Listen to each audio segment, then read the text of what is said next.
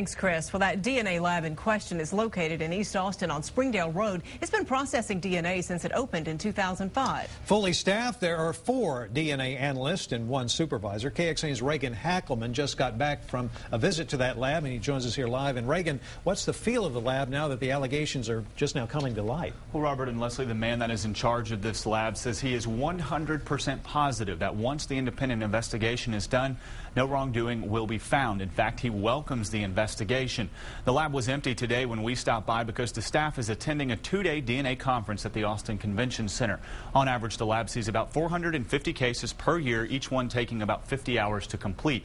Ed Harris, the man in charge of the DNA lab, says credibility means everything to him and his staff.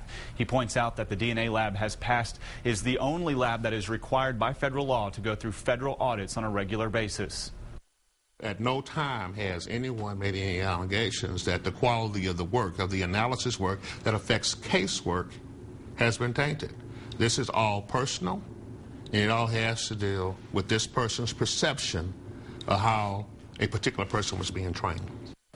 Now, we did stop by the DNA conference at the convention center to get an idea of how much an independent review would actually cost. While no one could answer that question, a private company that was on hand says they charge about $2,000 on average to review the paperwork of just one case, which means this could be a very expensive review.